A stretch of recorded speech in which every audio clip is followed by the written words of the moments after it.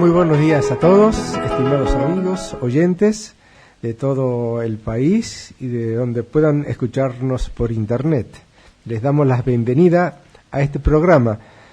Caminemos juntos, el espacio de CAF, un camino de desenvolvimiento espiritual. Buenos días amigos, les hablamos desde Santa Rosa de Calamuchita, una hermosa ciudad en el Valle de Calamuchita, en la provincia de Córdoba, Argentina, donde hoy, como es lógico, porque estamos en invierno, hace mucho, pero mucho frío. De todos modos, es un domingo radiante y nos pueden escuchar tranquilitos y arropados desde la cama. Hoy estamos con ustedes, José, Félix, Juan Carlos, quien les habla Manuel, y nuestro asistente operador, Roberto Pato Molina. ¿Qué tenemos para hablar hoy? Siempre hay temas de la vida espiritual que dan mucho para pensar, para profundizar y también para aplicar en la vida diaria.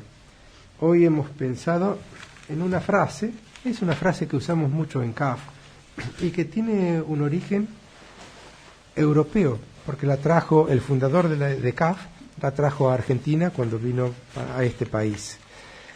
Dice la frase: la palabra mueve. El ejemplo conduce. Solo el darse transforma. Se lo puedo decir como lo había escrito don Santiago. Sí, quería decirlo de nuevo. Latín. Sí, está bien. Yo quería decirlo de nuevo en forma lenta, sí, porque es muy importante que prestemos atención a cada palabra y al significado profundo que tiene la frase. La palabra mueve. El ejemplo conduce. Solo el darse transforma. Y el camino de desenvolvimiento espiritual, lo que significa desenvolverse espiritualmente, es transformación, autotransformación. Don Santiago nos escribió que cuando él lo aprendió de su maestro en Italia, le decía: verba movunt exempla ducunt sed monera cogunt. Es decir, la palabra mueve, el ejemplo conduce, solo el darse transforma. Eso en latín. En latín. Ahora, como preguntaba recién Manuel, ¿vamos a hablar hoy de la palabra? Vamos a hablar hoy de la palabra. Y lo que hace hincapié las enseñanzas de CAF respecto a estos términos, a esta sentencia, es la coherencia. Coherencia. Nosotros ya hemos hablado en una oportunidad de lo que es la coherencia, pero acá vamos a hablar más específicamente de vivir con coherencia a través de nuestra palabra. Fíjense qué importante es, porque es algo tan común, tan natural y tan espontáneo en nosotros, que ni siquiera nos damos cuenta de que podemos hablar, podemos transmitir y podemos comunicarnos. Yo recuerdo un ejemplo de hace muchos años de un compañero que tenía un modo particular, como cada uno de nosotros tiene, de hablar, de transmitir sus ideas.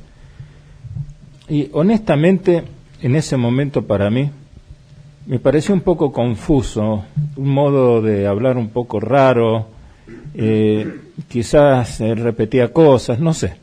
Pero el hecho concreto, que a mí me encantaba lo que decía. Entonces, más allá del modo, que es perfeccionable, es trabajable, más allá del tono y todo lo demás que nosotros sabemos, las palabras transmiten algo. Podríamos hacer un ejemplo un tanto infantil. Es como un trencito, cada palabra es un vagón de ese trencito y va cargado con algo. Ese algo es lo que nosotros le ponemos de nosotros mismos. La palabra, pensemos un poquito, porque mueve. Podemos pensar algo que conocemos todos. La palabra es hablada, como lo hacemos aquí a través de la radio. Prácticamente una radio es una transmisión de palabras a través de la electrónica hasta que llega a vuestros oídos. La palabra también es escrita, la palabra también es pensada.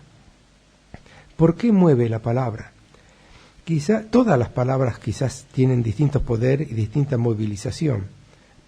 Un dirigente político mueve multitudes. Un dirigente espiritual también puede mover multitudes con su palabra, con su fuerza. ¿Qué significa ese movimiento, esa movilización? Quizás cuando damos valor a las palabras, cuando alguien nos dice palabras ciertas, palabras elevadas o palabras que tienen fuerza, nos movilizan interiormente para ir a hacer algo, ya sea en nuestro deber espiritual, en nuestro deber laboral, en nuestras obligaciones diarias. La palabra puede ser una movilización interior para llevarnos a hacer algo. ¿Qué tipo de palabras son las que damos valor? ¿A qué tipo de palabras damos valor? ¿Y qué persona las pronuncia para que nosotros le demos ese valor? Así como lo expresaba José, el lenguaje está constituido por la palabra oral, la escrita, y hay un tercero que es el gestual. Es decir, nosotros nos comunicamos a través de la expresión de nuestro cuerpo, de nuestras manos, de nuestros ojos, ¿no es cierto?, de la actitud con que estamos refiriendo algo. Y algo que es importante y que también me gustaría agregar a lo que decía José, es que la palabra, independientemente de la carga emotiva, la palabra es una fuerza, es una energía. Es decir, si nosotros no le cargamos de energía, nosotros no podemos hablar. Es decir, cuando estamos expulsando el aire y pasa por nuestras cuerdas vocales, estamos emitiendo energía, estamos emitiendo fuerza. Pero además tenemos que hablar de las palabras que tienen fuerza de por sí. Por ejemplo, si yo hablo de la palabra amor, si hablo de la palabra guerra, si hablo de la palabra muerte, estoy hablando de palabras que tienen fuerza en sí misma. Y si a esa le agregamos la fuerza y la energía que le ponemos nosotros y la actitud con que la decimos, el resultado puede ser extraordinariamente fantástico o extraordinariamente negativo. De acuerdo al sentido que le queremos dar a lo que decimos, podríamos dividir en tres grandes grupos el tipo de expresiones verbales y escritas que podemos hacer. Por ejemplo, el consejo. En el Martín Fierro dice: un padre que da consejos más que padre es un amigo. Así como tal les digo que vivan con precaución. Nadie sabe en qué rincón se oculta el que es su enemigo. Y a veces el rincón donde se oculta es el propio corazón de uno. Eso podríamos tomarlo como ejemplo de consejo. Otro ejemplo es la arenga. Parece que ha sido un recurso que han usado muchos grandes jefes militares antes de la batalla, arengar a sus soldados, es decir, exaltar el valor, la capacidad de sacrificio, el significado de lo que están defendiendo, la patria, la libertad, la posibilidad de desarrollo de un país, de una zona. Eso sería la arenga. Y la exhortación es lo que muchas veces hacemos cuando le decimos a una persona o sobre todo a un grupo algo que para nosotros tiene un especial significado. Por ejemplo, en los retiros espirituales que damos en CAF, en nuestro camino de desenvolvimiento espiritual, el último día del retiro, los retiros se componen, entre otras cosas, de enseñanzas que se dan alrededor de 45 minutos mediante la palabra y también ejemplos escritos en un pizarrón o en una pantalla de televisión si se utiliza el PowerPoint. La exhortación es la visión total de todo lo que se ha estado explicando y mostrando a fin de que quede algo así como una esencia, una síntesis, que permita al sentimiento y al pensamiento fijarse en eso y conservarlo, a veces hasta muchos años después de acontecido. Por ejemplo, yo recuerdo esa escena que inmortalizó Shakespeare en Enrique V antes de la gran batalla de Agincourt, en donde él precisamente exhorta a sus soldados, los arenga, a los nobles, a los que están con él, y fijémonos, la palabra escrita de Shakespeare, luego la palabra interpretada por el actor, y lo hace con tal maestría que uno se siente precisamente exhortado por el solo hecho de ver la película. Es decir, esa escena nos está mostrando cómo una palabra, un discurso dicho con una intención y con una energía determinada conduce hacia algo. En este caso en particular, bueno, era una batalla, era un combate en que se jugaban el todo por el todo. En el camino espiritual, en retiros, en religiones, también se usa mucho la palabra con un sentido totalmente distinto. El sentido de estimular a quienes las escuchan precisamente a desenvolverse, a investigar en sus corazones, a ser más generosos, a procurar abrirnos al otro, a darnos cuenta que formamos parte de un todo al cual nos debemos. En fin, nos damos cuenta que la palabra tiene un poder, y cuando ese poder es bien usado en un sentido positivo, generamos desde nuestras palabras un mundo distinto. Cuando hablamos del poder de las palabras, estamos hablando, fíjense, del verbo, el verbo creador. El verbo es la palabra. Por eso muchas veces en las enseñanzas de CAF nos habla que la palabra crea y la mente de alguna manera materializa el poder de esa palabra. Porque en realidad nosotros, a través del manoseo que fuimos haciendo de la comunicación, le fuimos quitando realmente el poder de la palabra. Pero la palabra tiene mucho más poder que el que nosotros podamos considerarlo. Una de las cosas que tenemos que tener presente también es que la riqueza que tenemos en nuestra vida es la riqueza de nuestra experiencia. Y esa es la verdadera fuerza y la convicción con que nosotros podemos transmitir nuestra palabra y de alguna manera transmitir también nuestro ejemplo. Hay que pensar también, estoy pensando ahora, qué pasa cuando las palabras son de otro idioma y no las conocemos.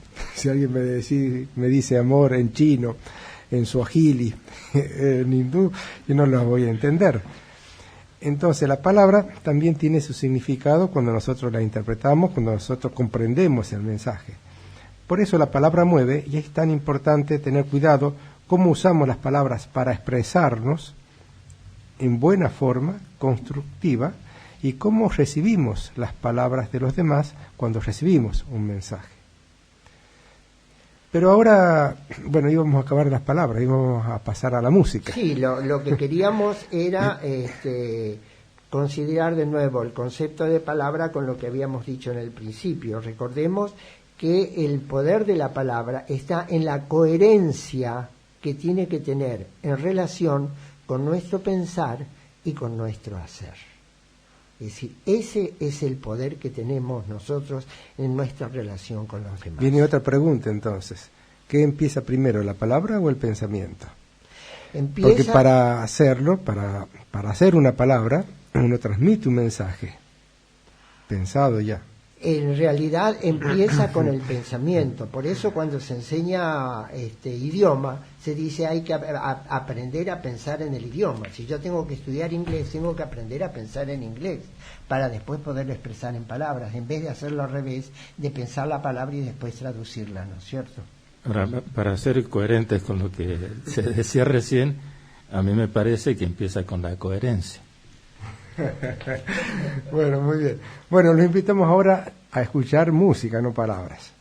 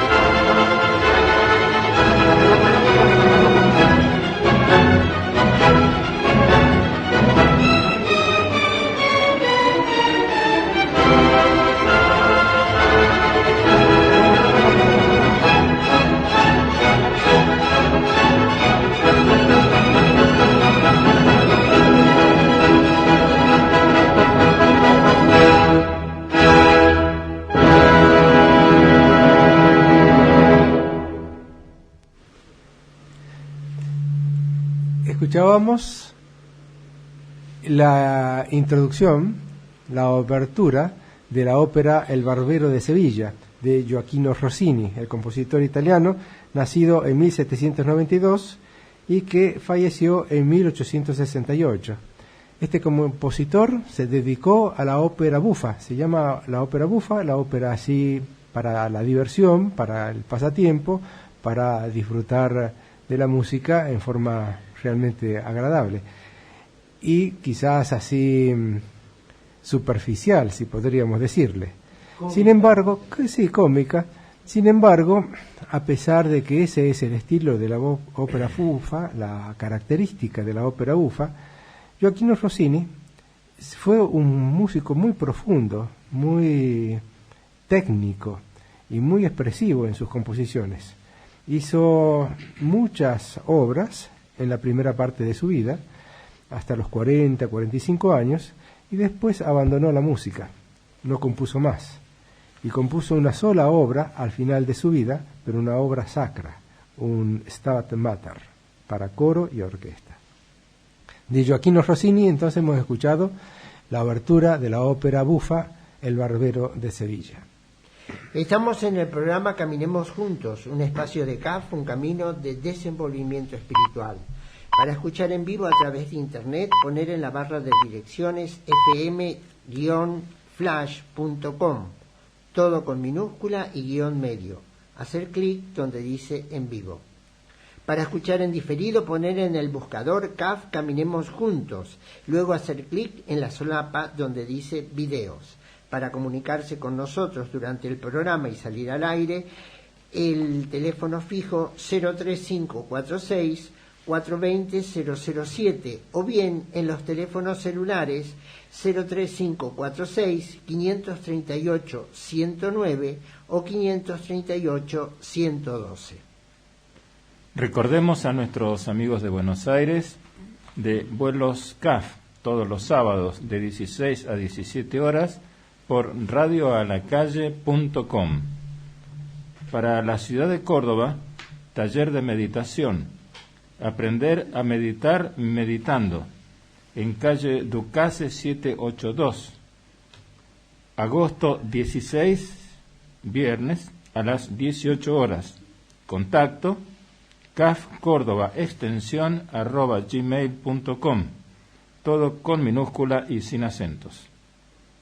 Para Santa Rosa de Calamuchita, encuentros de meditación y diálogo, en Los Nogales, Camino Provincial y calle 26, todos los viernes de 17:15 a 18:15 horas. Contacto WhatsApp 3546 541 674.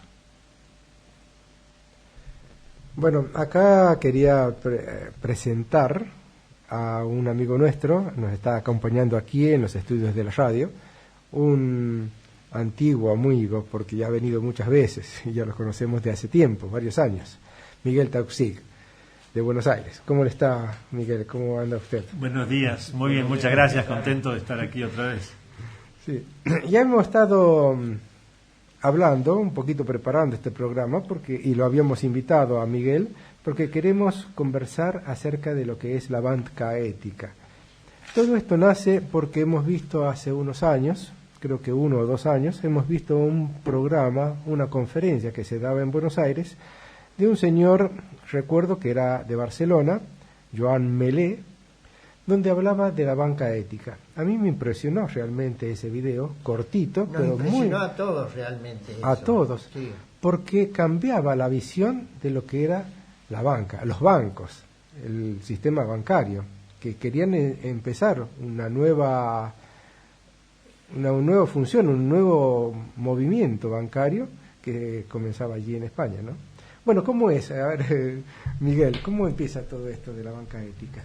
Sí, en realidad empieza hace 50 años atrás en Holanda. Ah, Y ahí un grupo de personas comienzan a aplicar esta idea de un banco que le garantice a las personas que ponen sus ahorros en ese banco que esos ahorros van a ser utilizados para apoyar proyectos que sean saludables para el resto de la sociedad y para el medio ambiente, para el planeta.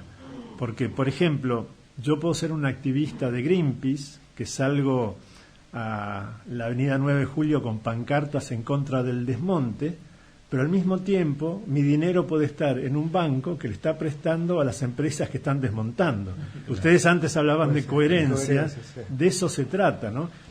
La mayoría ahí no sería una incoherencia inconsciente. inconsciente hasta cierto punto. Inconsciente porque no sabemos a quién le presta dinero el banco que nosotros utilizamos. Pero por el otro lado es un poco consciente en el sentido de que no se nos ocurre a nosotros preguntar ¿a quién le sirve mi dinero? Que esa es la pregunta que Joan Melé siempre hace. ¿A quién le sirve mi dinero? Y en cada decisión que nosotros tomamos, por ejemplo, de consumir cualquier cosa, cualquier producto que nosotros compramos en el almacén o en el supermercado, ¿qué hay detrás de ese producto? Porque yo, al comprar ese producto, estoy apoyando ese producto y todo lo que hay detrás. Y a lo mejor hay mano de obra esclava, hay mano de obra infantil, a lo mejor se está desmontando, a lo mejor se están agregando agroquímicos tóxicos, se está contaminando el ambiente, etcétera, etcétera. Y obviamente todo eso que hay detrás, yo lo estoy promoviendo comprando ese producto. Ahora, cuando aparece allí en Holanda las primeras ideas sobre la banca ética, ¿quién es el que hace los primeros pasos? ¿Se conoce así? Sí, son varias personas del ámbito antroposófico, o sea, de un camino espiritual y que deciden llevar a la práctica ideas del camino antroposófico. Y esto empieza a expandirse por el resto de Europa, Alemania, Suiza, Francia, Inglaterra, y eventualmente llega a España. Y a España ya está por lo menos 30 años atrás que comenzó, y Joan Melé, que había actuado en la banca toda su vida antes, ahí ingresa en este banco que se llama Triodos, en España, y bueno, estuvo ahí más de una década, y ahora sigue como asesor externo, pero ha tomado como misión venir a Latinoamérica, porque dice que el futuro está en Latinoamérica, y él dice, sí, y dice que hace falta que en Latinoamérica haya banca ética, y por eso hace como 5 años que está viniendo regularmente, un par de veces por año, no solo a Argentina, sino a Chile, Uruguay, Brasil, Colombia, México. ¿Y en qué estado está un poco, digamos así, la organización de la banca ética acá en Latinoamérica? Bien, los que están más adelantados son Chile. Chile hace un par de años que ya está actuando con los que son los pasos previos a constituir una banca oficial, y entre fin de este año y comienzo del año que viene van a empezar a tener su licencia bancaria, pero ya están otorgando préstamos en forma limitada, que es lo que el Banco Central de Chile les permite hacer, ¿no? O sea, hay que hacer todo un camino paulatino para poder llegar a tener la licencia definitiva como banco. Eso significaría que tanto el cliente como el banco tienen que tener una conciencia ética, porque si yo voy a pedir un préstamo al banco para hacer una producción agropecuaria y voy a utilizar todos los agroquímicos, los de monte y todo lo que no corresponde hacer, ¿cómo entra la ética en mi caso ahí? Claro, tendría que tener una cierta un cierto control, un cierto marco para... Absolutamente.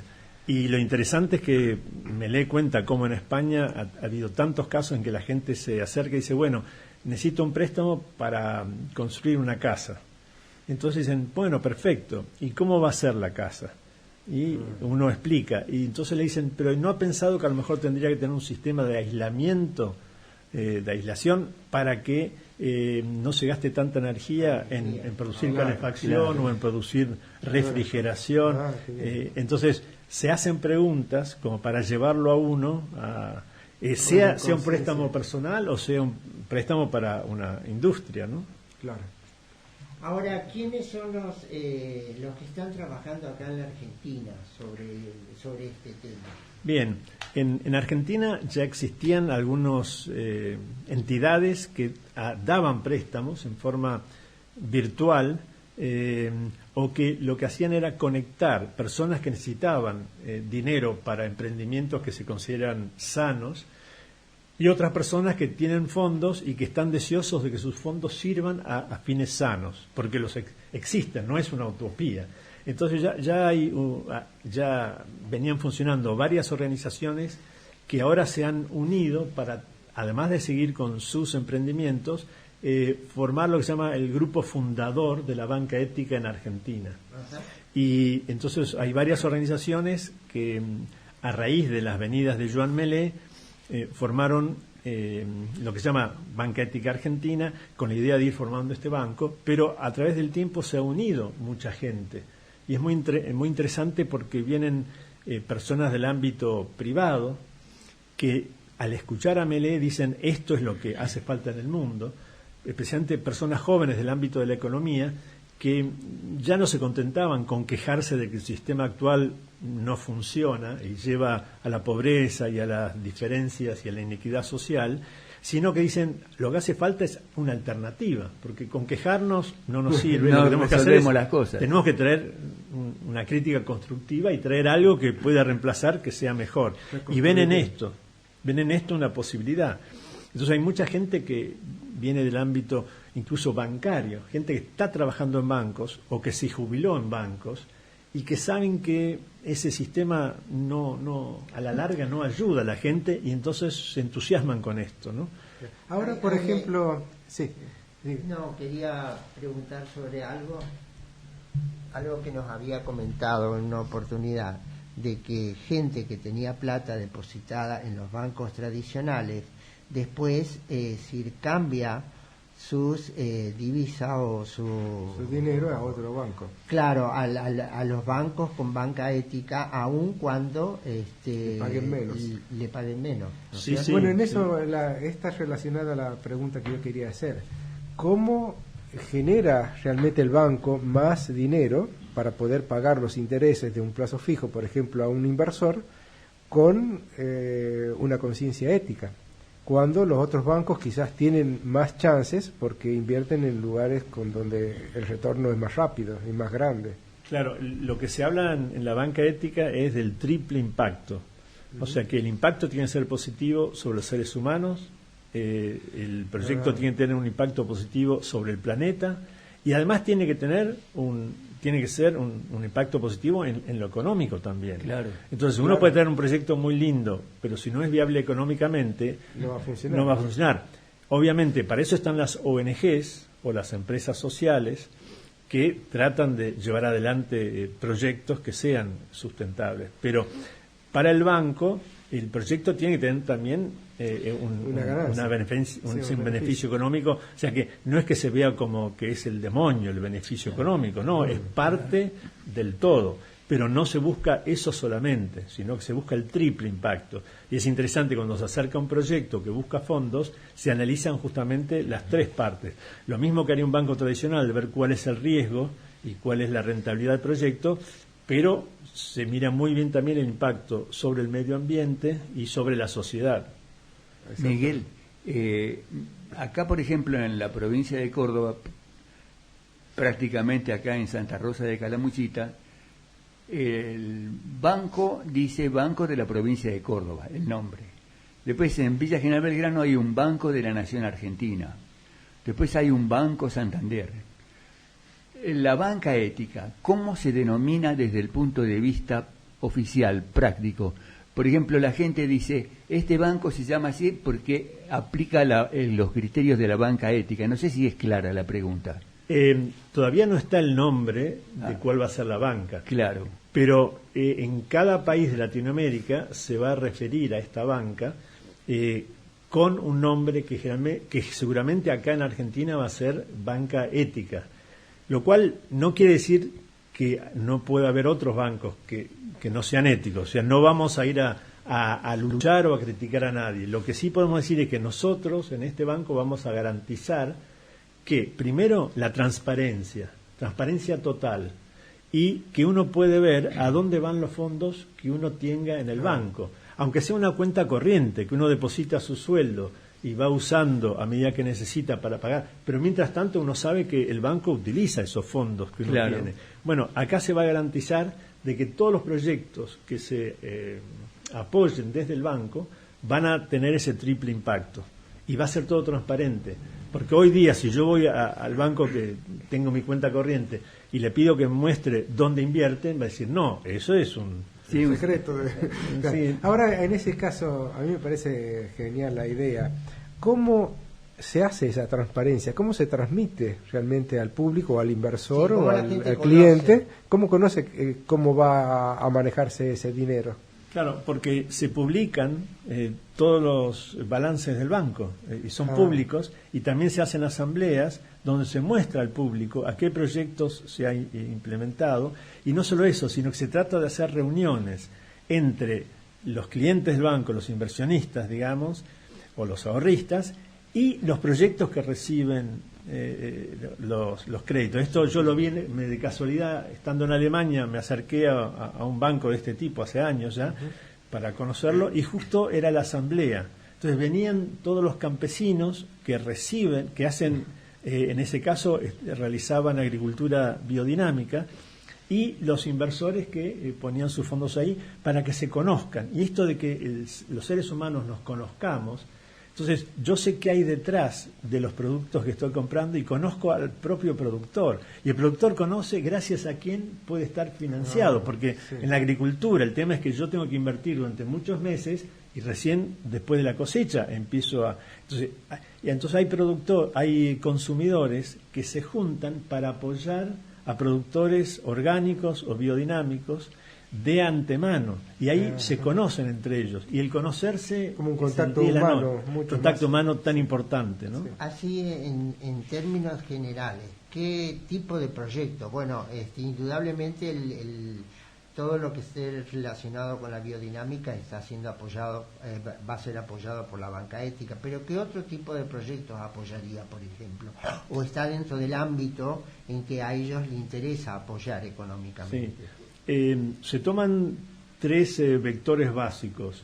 Uno es el de la cultura, otro es el de lo social, y el otro lo del medio ambiente. Entonces, por ejemplo, todo lo que sea energías renovables se va a apoyar. Energía eólica, energía solar, energía hidroeléctrica que no tenga grandes represas, sino turbinas más pequeñas. Todo eso se va a apoyar. Se va a apoyar todo lo que sea agricultura orgánica, sin agroquímicos. Se va a apoyar todo lo que sea cultural. En este caso, por ejemplo, las escuelas Waldorf u otras escuelas que traigan una educación que se considere especializada. Sí. Entonces, ahí hay un amplio sector. O, por ejemplo, se está considerando en estos momentos una ONG que lo que hace es empoderamiento de género a través de capacitar a las personas que viven en la villa, en asentamientos, en el oficio del maquillaje, para que puedan salir de su entorno de pobreza y puedan tener un ingreso digno con un trabajo digno. Esta ONG ya funciona y es una de las que necesita financiación entre el momento en que las personas que recibieron su diploma de maquilladoras oficiales se les entrega un maletín con todos los cosméticos profesionales, y ellas empiezan a trabajar y a devolver un poquito cada mes con el trabajo que realizan, con 2 maquillajes y medio por mes, pueden devolver lo que ellos recibieron, pero la organización, mientras tanto, tiene un capital de trabajo allí que... Pero ahí estamos hablando de microcréditos también. Bueno, el que realiza el microcrédito es la ONG, porque capacita y después le da microcrédito para que le devuelvan lo que capacitó. O sea que es autosustentable, pero necesita financiación. Entonces esa financiación se la podría dar el banco y se está analizando. Esta ONG hace 5 años que comenzó en Buenos Aires, Gran Buenos Aires, ya hace 6 meses que está trabajando en Rosario, tiene un convenio para empezar en Mendoza y está buscando activamente una ONG para venir a Córdoba, para poder, y ha sacado gente, ha sacado personas incluso de la prostitución. Y ahora ofreciéndole otro trabajo, otro medio de vida, o personas que toda la vida han hecho trabajo doméstico y piensan que no pueden hacer otra cosa y ahora esto les cambia la vida. Sí. En una semana tienen el ingreso que antes tenían en un mes y decidiendo en qué momentos pueden trabajar para no abandonar a su familia, digamos, ¿no? A sus hijos, estar más cerca de ellos, que es tan importante hoy día, ¿no? Acá hay una pregunta que tengo escrita y está puesta así: ¿cómo se garantiza la observación de la ética una vez que el banco comienza a funcionar? Y muy buena pregunta, sí. Y esto es interesante, ver cómo funciona en Europa hace 50 años y cómo está funcionando en Chile, que está más avanzado, y cómo se piensa que se va a hacer acá. Y es lo siguiente: el banco en sí es un banco comercial como cualquier otro, pero el dueño mayoritario de ese banco es una fundación que es donde está el grupo fundador de esta idea y que vela por el fin de que todo sea transparente y ético. Entonces, es como el control por fuera del banco. El control fuera del banco. Entonces, son los dueños mayoritarios, pero no reciben el beneficio económico, sino que lo que hacen es controlar la toma de decisiones. Porque un banco tiene que ser, como cualquier otro banco, totalmente profesional. Lo que sucede a veces es que uno, en el fragor de la lucha cotidiana, uno deja a veces el aspecto ético pasa de largo porque lo que quiere es poder hacer el mejor negocio para el banco. Y entonces ahí es donde esta fundación, que son los dueños prioritarios del banco, van a controlar que no se tomen esas decisiones. Entonces no son ellos que toman las decisiones, pero son los que no permiten las decisiones que salen fuera del ámbito de la ética, y con eso se garantiza, ¿no? No sé si se aclaró. ¿Sí? Acá en Argentina está un poco complicado porque las leyes no permiten que una fundación tenga más del 49% de las acciones de una empresa. Entonces hay que ver, estamos viendo lo que se llama la ingeniería legal para que esto pueda funcionar. Va a ser minoritaria, sino la parte de control en ese caso. Sí, bueno, ya queda poquito tiempo sobre un tema tan interesante, pero, por ejemplo, digamos, proyectos en los que está de por medio el cuidado de la salud. Todos sabemos que hay medicamentos que ayudan e inclusive han contribuido a que la edad de las personas se prolongue en buen estado. Pero también puede haber medicamentos que terminan convirtiéndose en adicciones y que no son favorables. ¿La banca ética controlaría el objeto de lo que se fabrica? Claro, parte del análisis cuando dijimos del triple impacto es el efecto sobre los seres humanos y el efecto sobre el planeta.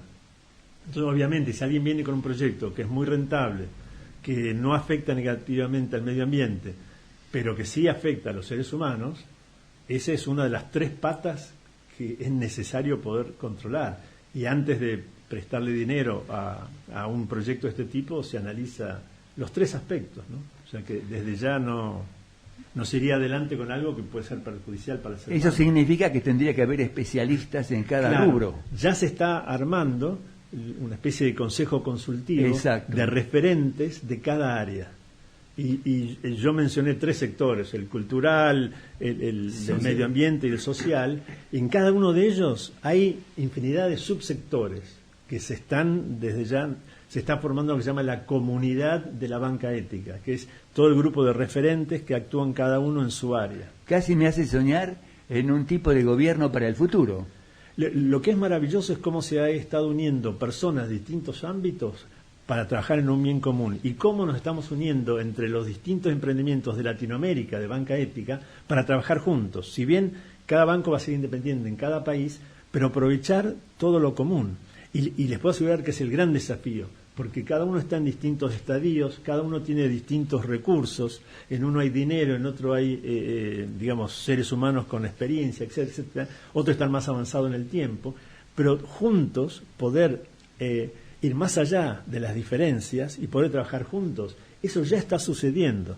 Y yo estoy más que feliz de ver que con sus dificultades, con sus tropiezos, crece y va para adelante, ¿no? Así que es maravilloso. Y hoy día con la tecnología uno puede tener reuniones a través de Skype o de Zoom, todos juntos, ¿no? Perdón, Miguel y compañeros, yo sugeriría escuchar un poco de música, hacer un intervalo, pero después continuar con Miguel porque hay muchas más cosas para preguntarle. Así que hay un tema que queríamos pasarle que se llama Digo la mazamorra. Es un tema que hacen los hermanos Carvajal y que representa el pan del pobre.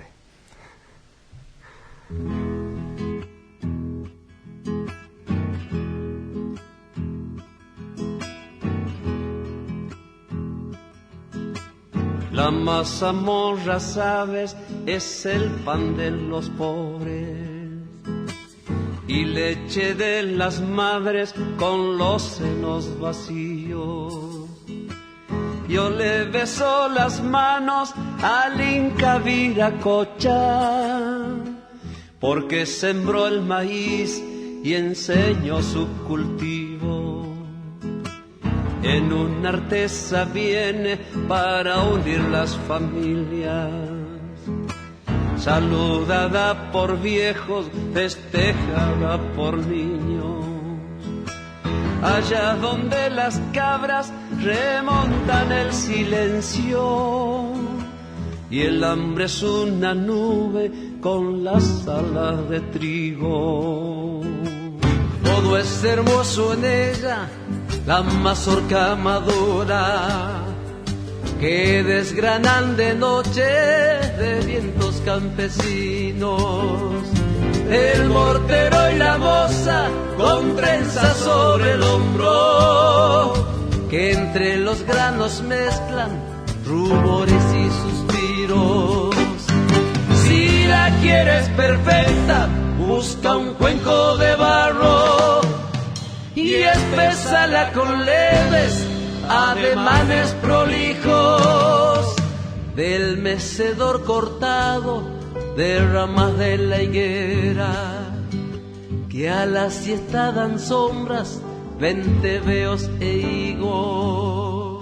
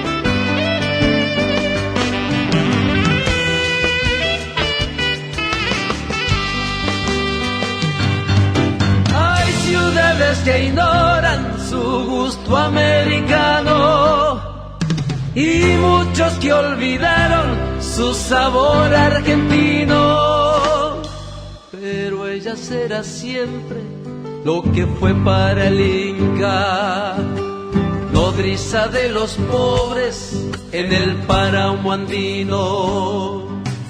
La noche que fusilen poetas y cantores por haber traicionado, por haber corrompido la música y el poder, los pájaros y el fuego. Quizás a mí me salven estos versos que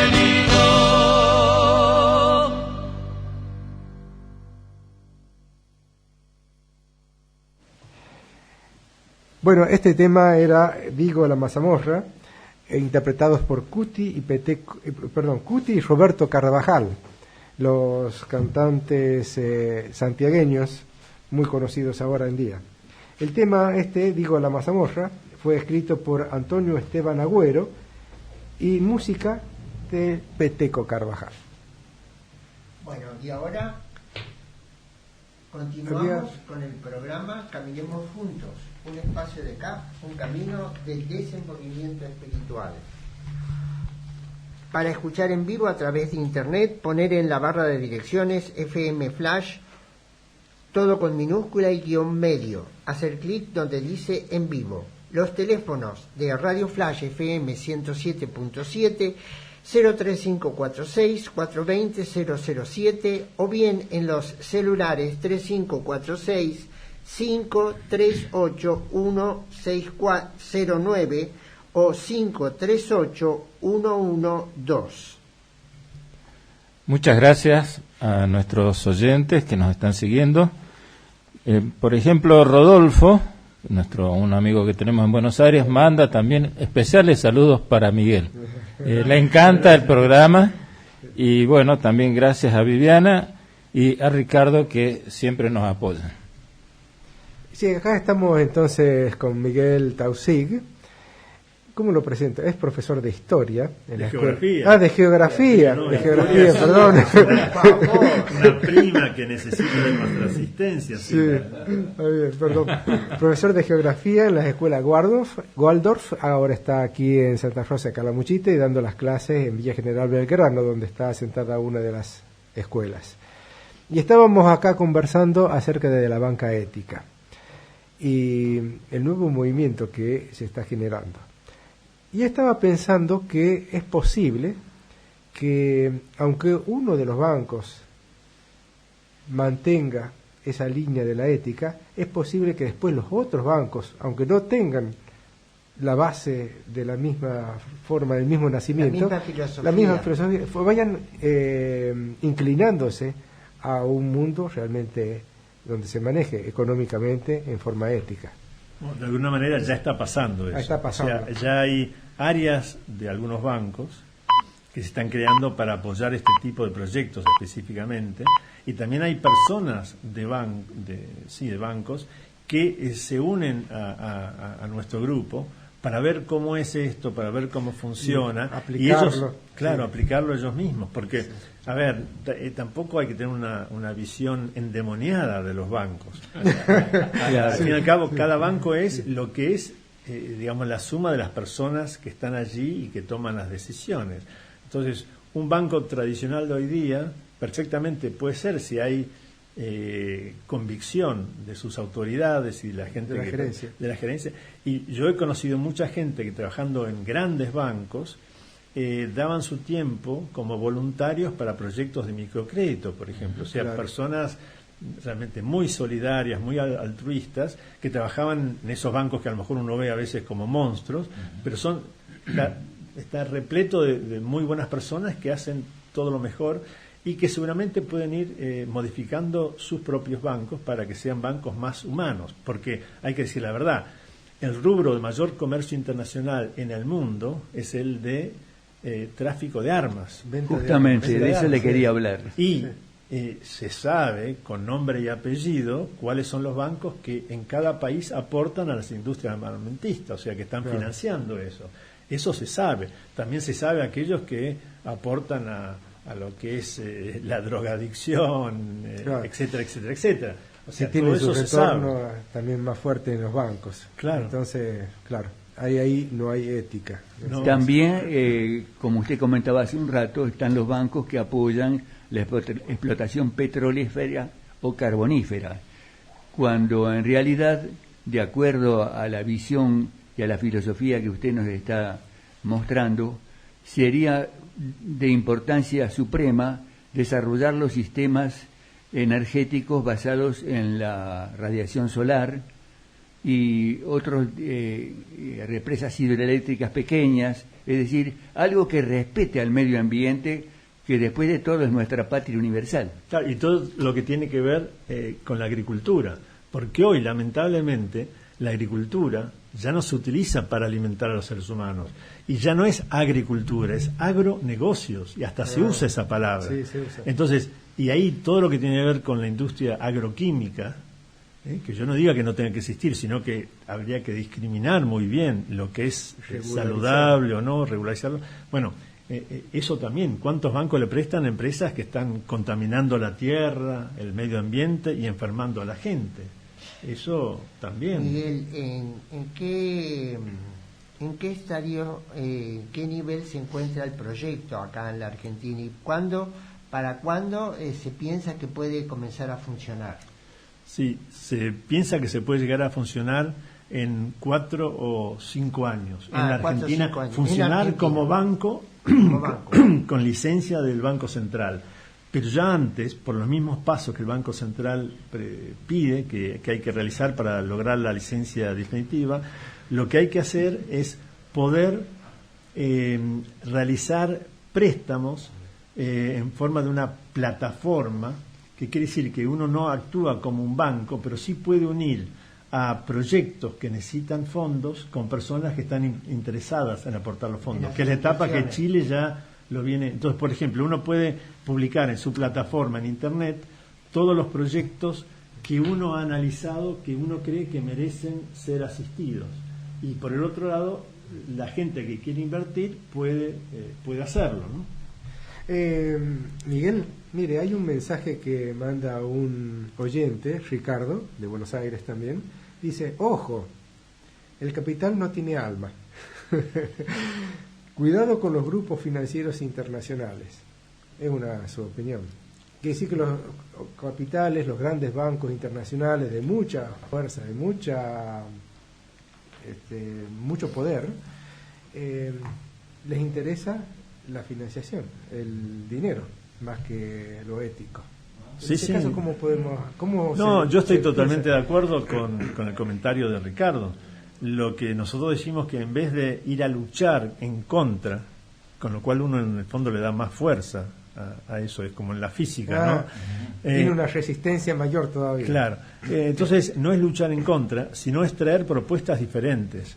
Y les podemos asegurar que especialmente la gente joven que tiene más conciencia, que está buscando alternativas al mundo de hoy, busca y se está creciendo en forma impresionante. Sí. El núcleo de personas que acá están trabajando. Sí, ¿no? sí. Y aparte a mí me parece, es una reflexión personal, que los seres humanos somos más o menos los mismos. En la gerencia cumbre de un banco alto, como aquel que barre la calle. Es decir, tenemos una cierta esencia más o menos parecida. Quiere decir que lo ético también tenemos que trabajarlo nosotros, aunque no tengamos grandes capitales ni nada que hacer en sistemas internacionales, pero tenemos que trabajar también lo ético y lo ecológico, cuidando nuestra basura, cuidando nuestro medio, cuidando nuestros hogares, cuidando cómo formamos también a las personas que nos rodean. Es decir, hay una responsabilidad también del pequeño, pero absolutamente, trabajador como del grande. Nadie se salva de esto, y como decíamos antes, el que cualquiera de nosotros está consumiendo productos, claro, y no está analizando su propia ética en cada peso que uno gasta. Claro. Por eso, ¿a quién le sirve mi dinero? Es la pregunta básica. Y la banca ética no solo es garantizar al ahorrista que sus ahorros van a ir a un fin digno, no solo es apoyar los proyectos valorables, sino que lo principal es la creación de la conciencia. Entonces, hay gente que ya tiene conciencia y muchos otros que la tenemos que estar desarrollando permanentemente. Claro. Sí. Hay una pregunta de Mabel, de Mendoza, que dice: ¿cómo se puede conectar con alguien que esté trabajando en los proyectos sobre la banca ética acá en Argentina? Si hay datos, si hay teléfonos, si hay direcciones, si hay correos, si hay algo, si hay sitios donde se pueda conectar con él.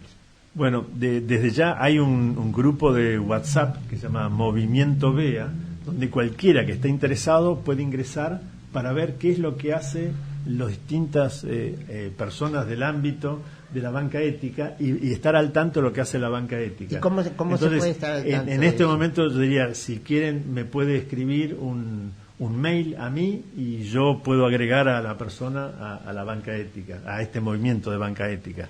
¿Podemos dar esa dirección? Sí, sería Miguel. Y deletreo después T de Teresa A U S Z I G @gmail.com. ¿Puedes repetir, por favor? ¿Cómo no? Miguel. T de Teresa A U S Z I G @gmail.com. Me escriben a mí y yo los agrego y los pongo en contacto. Yo tengo una regla mnemotécnica para ese apellido, es Tausig, pero hay que seguir el alfabeto, SZ, Tausig, SZ. Miguel.tausig@gmail.com. Exacto. Bueno, espero que haya quedado claro, Mabel, y si no, denos otro golpecito de teléfono, cualquier cosa, o llámenos a los teléfonos que de alguna manera también ya le dijimos, porque él va a estar hoy con nosotros, los teléfonos de los celulares 03546 538-109 o 538-112, y volveremos a repetir la dirección para que a usted le quede claro, ¿ok? Y ya encantados de que Mabel se una al movimiento de la banca ética en Argentina, incluso conectarla con otros que en Mendoza también están interesados para que puedan ser un grupo allí, ¿no? Bueno, vamos a seguir con este tema porque es algo muy importante, tanto lo económico como lo ecológico y lo humano. Entonces, le daríamos las gracias a Miguel. Nos ha acompañado el profesor Miguel Tausig, profesor de geografía, Miguel Tausig. Por eso hablo de economía.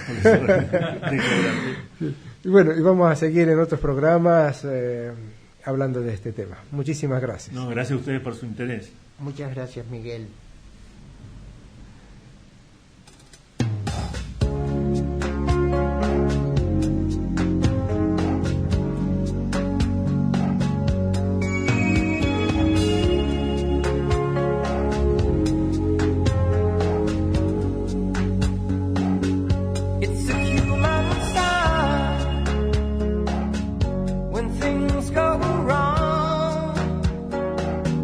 When the sand is hurling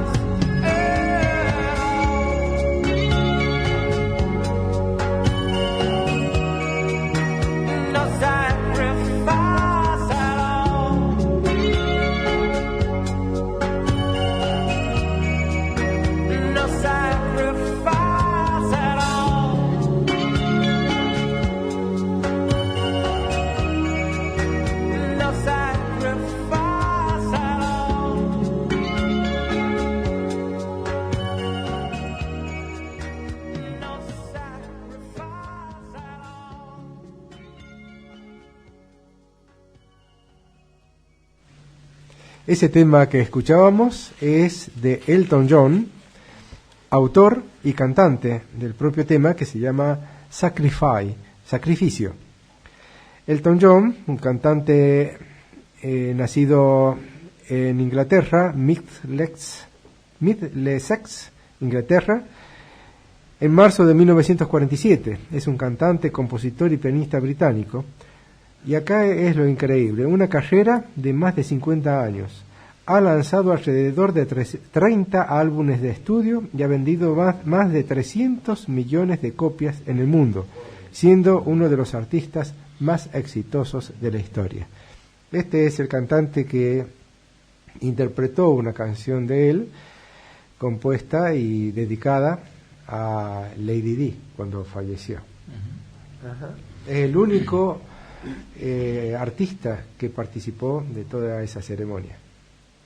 Estamos transmitiendo el programa Caminemos Juntos, un espacio de CAF, un camino de desenvolvimiento espiritual. El sitio web de CAF es www.caf.org. CAF se escribe C-A-F-H, todo con minúscula. Y el correo para comunicarse con nosotros en relación con el programa, infocaf@gmail.com. Estamos en Radio Flash FM 107.7, la radio que es parte de tu vida. Bueno, ¿y qué vamos a hacer ahora? Ahora vamos a comentar una vida que también nos ha impresionado.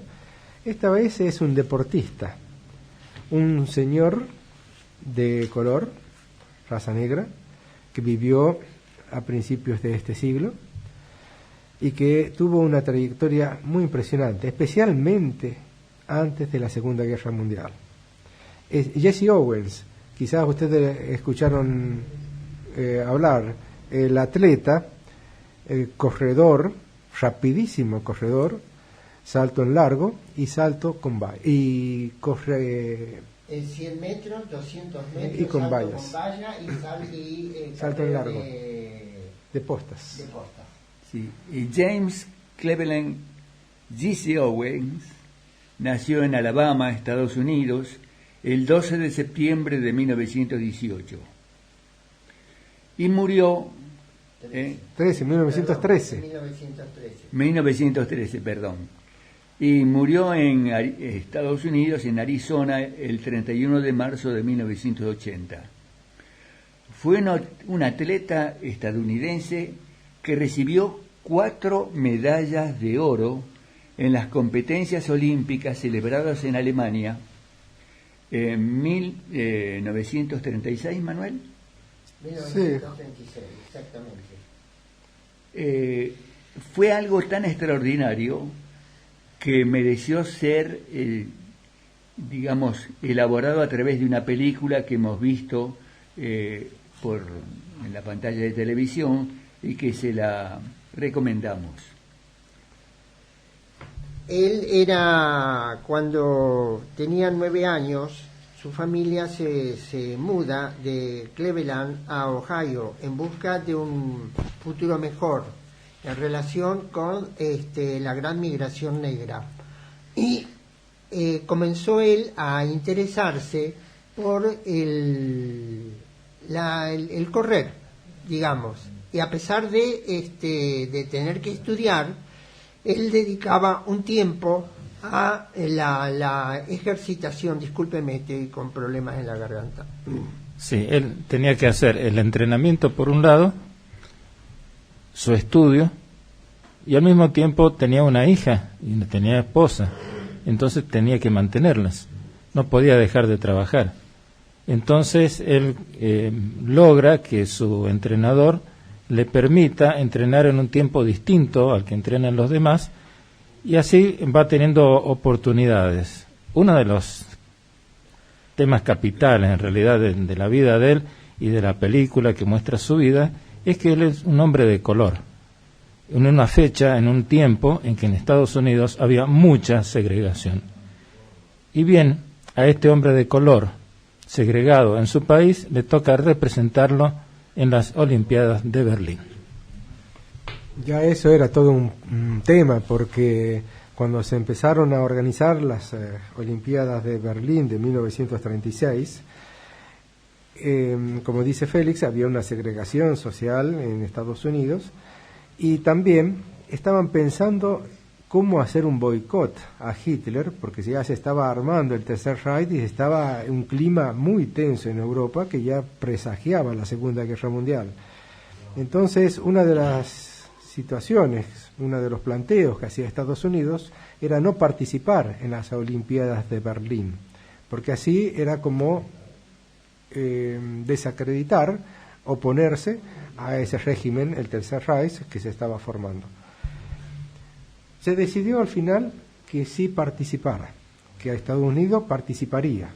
Mandaron una persona como representante para ver las instalaciones, para que prepare la ciudad de Berlín, mejor dicho, para dar indicaciones a la ciudad de Berlín de que no haya tampoco propaganda antisemita. Cuando se realizaron los Juegos Olímpicos en 1936, Adolf Hitler estaba en el poder, el Führer, en la Alemania nazi, y tenían la expectativa de que los atletas alemanes dominarían las disciplinas deportivas. Como se decía recién, Owens llegó a Berlín para competir por los Estados Unidos, pero parece que ya era esperado por mucha gente joven en Alemania. Las chicas alemanas gritaban "Huis Gysi", "Huis Gysi", y muchas de ellas habían llegado con tijeras para cortar fragmentos de su traje, lo que obligó al atleta a meterse de vuelta en el tren. Cuando salía de la villa de los atletas, debía hacerlo con un grupo de soldados para protegerlo de la jovencita interesada en tener un recuerdo de Jessie. Ahí es interesante también que el propio Jesse Owens dice que él se sintió más libre en Alemania que en Norteamérica, porque ahí compartía las cosas igual que los otros hombres de color o los hombres blancos y de otras religiones. En Alemania se sintió pleno, iba a los hoteles que tenía que ir y pasaba por los lugares que pasaban todas las personas y no había ninguna discriminación. Eso lo relata el propio Owens. El 3 de agosto, el 3 de agosto de 1936, Jesse Owens gana su primer medalla de oro y la conquistó en la carrera de 100 metros con un promedio de 10.3 segundos por adelante de su compañero de estudios Ralf Metcalfe. Es un récord que durante casi 25 años no pudo ser superado, junto con las otras medallas que ganó. El 5 de agosto se adjudicó la carrera de 200 metros con un tiempo de 20.7 segundos por delante de Mac Robinson, y el 9 de agosto se llevó su cuarta medalla de oro en la carrera de relevos de 4 por 100 metros. Pero ¿qué pasó después con su vida? Pero antes de tratar lo que pasó después en su vida, creo que tiene mérito destacar el salto de longitud con una marca de 8.06 metros. Hay que ver la filmación de la película. Jesse Owens parece volar en el aire después que hace el pique para dar el salto. Imagínense cualquiera de nosotros que tenemos que saltar a veces un charco de agua, nos resulta difícil sobrepasar los 70 o 80 centímetros. Imagínense lo que es correr, saltar y volar hasta los 8.06 metros. Más que un arco de fútbol. Sí, claro. Da la impresión de que las piernas de este hombre se convierten en alas. Y no solamente vale el impulso dado con los pies contra el suelo, sino los movimientos que él hace mientras está, entre comillas, volando hasta que toca otra vez la tierra. Está documentado que un competidor alemán, el campeón alemán Lutz Long en ese momento, le sugiere cómo dar el salto, porque se da cuenta que Jesse tiene posibilidades muy grandes, pero percibe que hay una falla o hay algo que él no conoce. Entonces le muestra, le enseña. Y bueno, según la película, no sabemos si eso está realmente documentado o no, hace amistad con Jesse y lo estimula a que triunfe, a que se rompa todo para ganar esas Olimpiadas, porque entiende que es muy importante. Entonces, creo que de ser así, nos muestra cómo hay una amistad entre las personas, mucho más allá, por encima de la política, de la competencia, y simplemente el hecho de compartir lo que uno sabe y ver que otro le va bien, nos da alegría. Además hay una escena que es notable y creo que está constatada, que Luz Long, además, una vez que él obtiene el triunfo, en vez de sentirse desolado, simplemente lo toma del brazo y hace la caminata olímpica en torno a todo el estadio juntos, que es algo insólito en Alemania y menos en las condiciones en que ellos estaban en ese momento, ¿no? Sobre todo porque él era alemán y el otro era un negro, ¿no? Sí. Como otra noticia también, destacando eso que ha sucedido, está la contraparte. Adolf Hitler asistía a todas las competencias todos los días y al principio solamente quería saludar a los medallistas, quiere decir a los que ganaban medallas alemanes y no a los demás. No lo saludó a Jesse Owens ni saludó a los otros competidores que habían obtenido medallas. Entonces aquel señor constructor que estaba encargado de la relación diplomática entre Estados Unidos y Alemania le pide que o saluda a todos los medallistas o no saluda a nadie. Hitler optó por no saludar a nadie. Acá hay un asunto interesante, en que creo que se nos mezcla, no a nosotros en el programa, sino en los datos que hemos buscado, se mezcla un poco la política, y también uno se pregunta si todo lo que aparece en la película es realmente así. Según algunos, Jesse Owens tenía una fotografía de Hitler dándole la mano. Según otros, esa fotografía no existió nunca. Pareciera que han fallecido todos aquellos a los cuales se les podría preguntar. Entonces queda la gran incógnita. Sí, era necesario en ese momento hacer parecer a Hitler como el malo de la película y que rechazaba a Jesse Owens, o simplemente realmente fue así, que no saludó a nadie. Hay otro dato que para nosotros es duro y es triste, es que él, cuando vuelve a su país, el presidente de Estados Unidos no lo saluda, no le agradece, no le da lugar, y él tiene que seguirse ganando la vida como hizo siempre.